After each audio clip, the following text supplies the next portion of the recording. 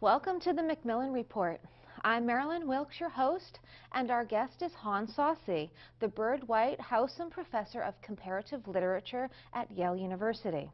Professor Saucy has a range of scholarly interests, including Chinese poetry, literature, aesthetics, and culture. His published articles explore a wide range of topics, such as Chinese musicology, the history of the idea of oral literature, Haitian literature, healthcare for the poor, and contemporary art. In his first book, The Problem of a Chinese Aesthetic, he applied a new model of comparative literature. And in his book, Great Walls of Discourse and Other Adventures in Cultural China, he examines the way that assumptions and consensus within a discipline affect collective thinking about the object of study.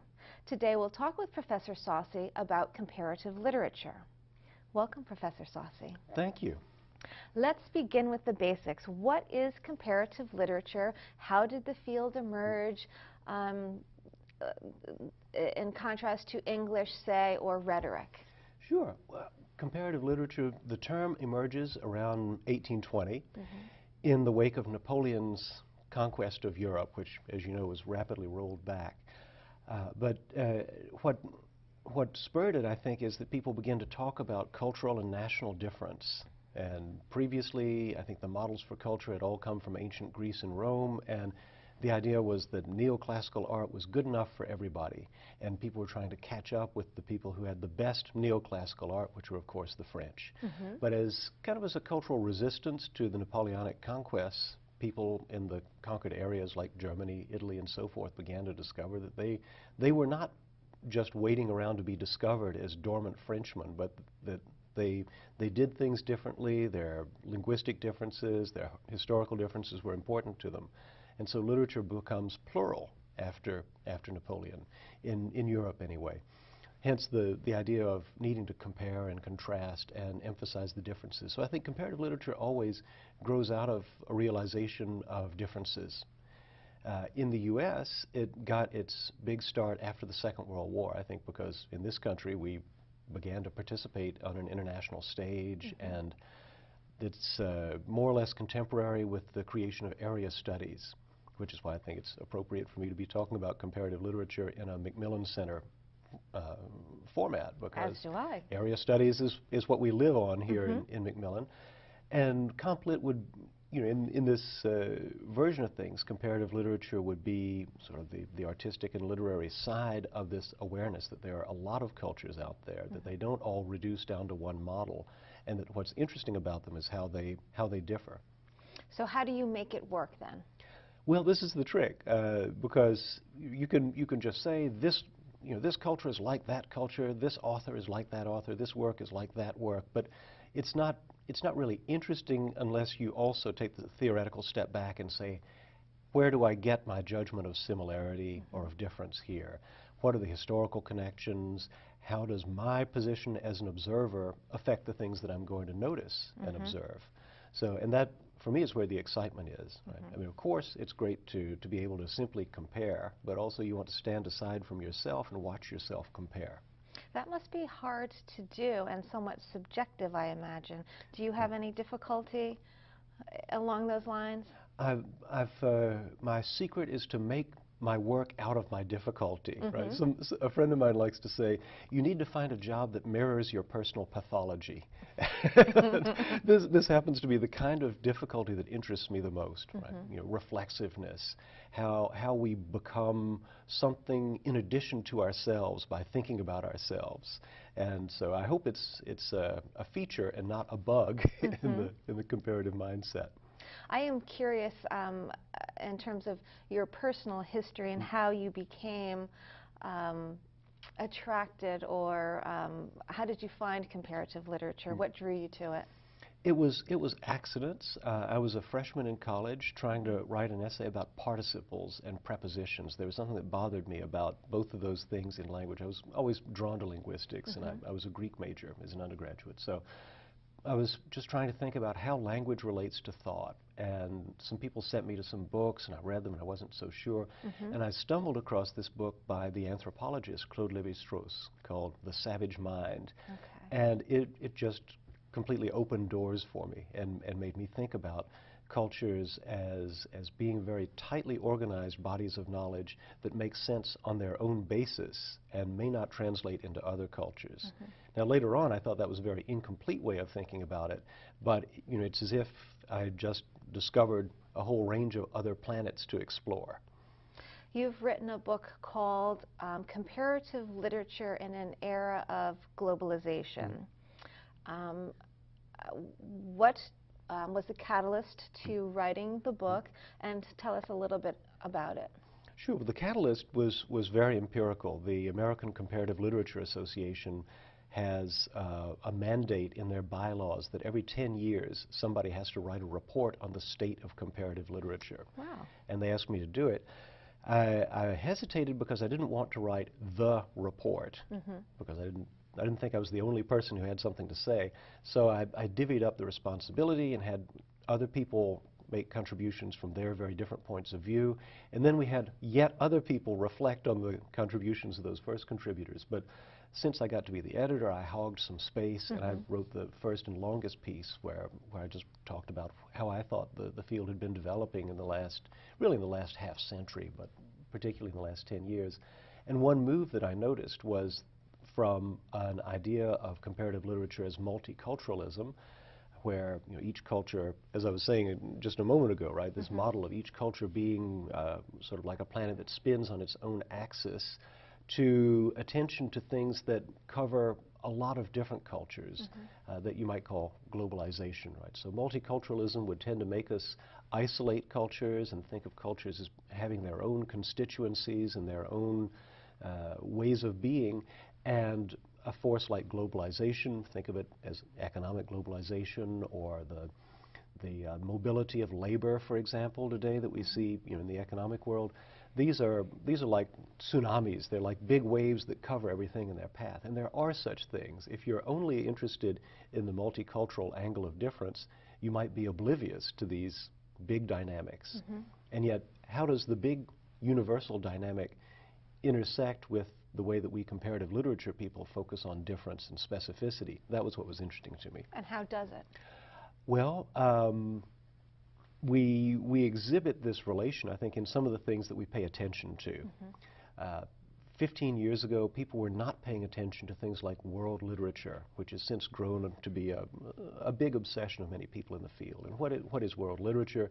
It's the traffic among nations that causes some authors to become prominent on a global scale. And of course, this has been going on for a long time. You know, almost 200 years ago, Goethe named world literature. He said the age of world literature is coming. And he could be a good example of it, because by the time he died, everybody on the planet who read works of literature knew about Goethe, right?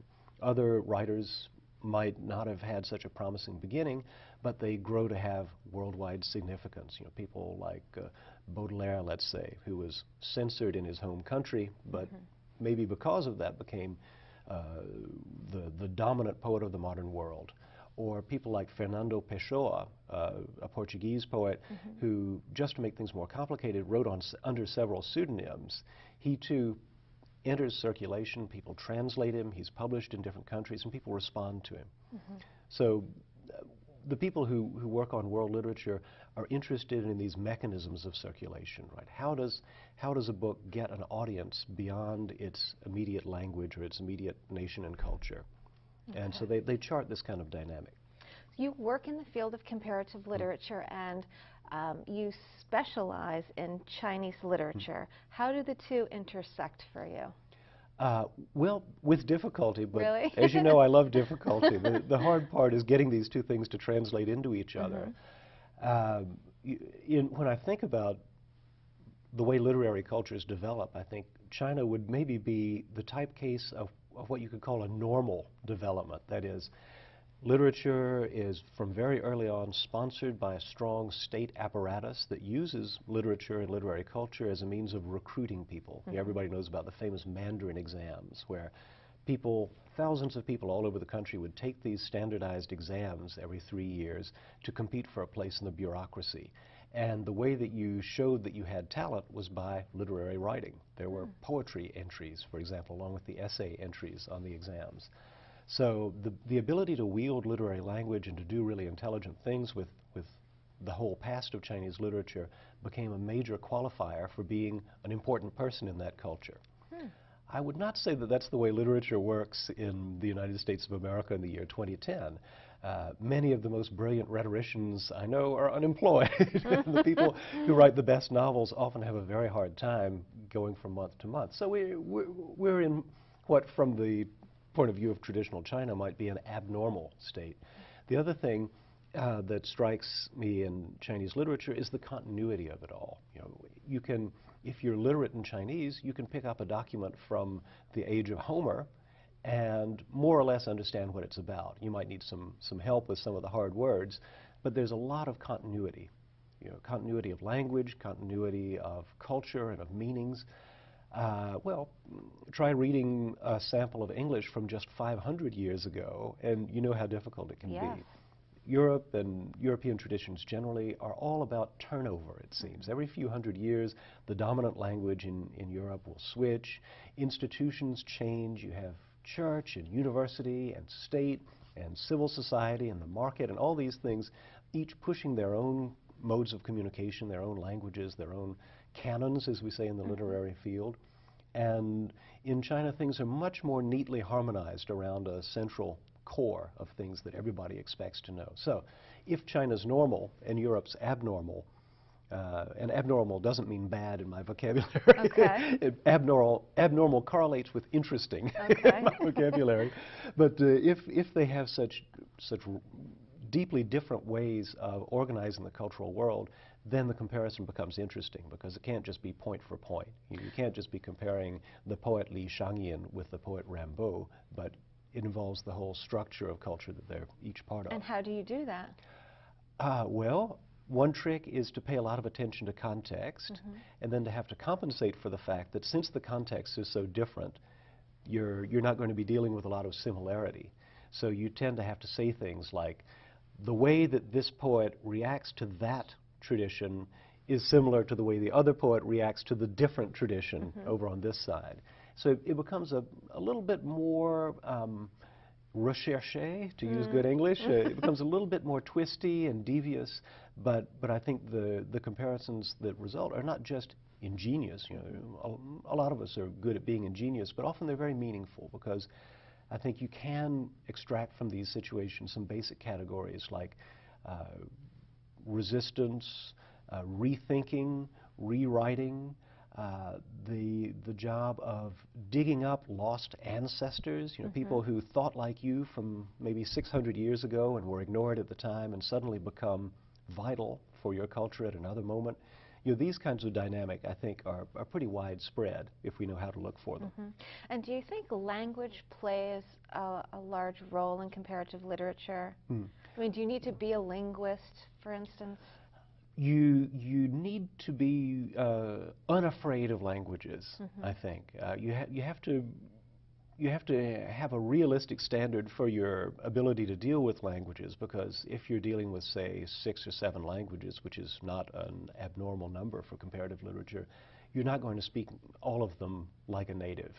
Maybe you can get up to native level with one language other than your own. There are going to be a lot of languages where you're using plenty of duct tape and baling wire to get your ideas across. Nonetheless, if you're willing to engage with languages and not be afraid of your tendency to fall over your feet, you can deal with them. And I think here's one area where comparative literature, I think, differs a little bit from the world literature framework, because world literature is interested in translation, but translation is always the vehicle to get the content moved over to a new place where it can have new readers. Comparative literature, throughout its whole history, has been attentive to specific languages. You know, in my advanced classes, I want people to read texts in the original and to be able to pay attention to that level of detail where it's word choice, it's semantics, it's even things like alliteration and rhyme that have a powerful influence on how you're going to receive a text. So I think languages are one thing that we absolutely can't throw out the window and still be doing comparative literature. Seems like it would make it very difficult, though, if you have to know several different languages, to to be good at it. Yeah. When I sent my first book to the press, it was just packed with all these quotations in foreign languages because I was a young pipsqueak. I was coming up in the world, and I thought, I have to show these people that I know my stuff. And my editor sent back a note and said, with every foreign language quotation, you lose half of the readership you had up until then. So I did the math, and by page 8, I was down to a readership of about 0.4. So with less than one reader, I thought, okay, got to change this. So I made the book more user-friendly. I translated all the quotations and with the step that you have to go to have the reader. But nonetheless, I think the reason for doing that is to tell people, is to show people, this is worth doing. It is so much more fun if you can read this stuff on your own. Sure. So accept my offer of temptation and come into the palace of comparative literature. What do you think the future holds for comparative literature? Where do you think it's going? Well, one thing that happens is that languages that were less studied become more studied, right? Look at the number of people who are studying Chinese and Arabic, for example, in this country.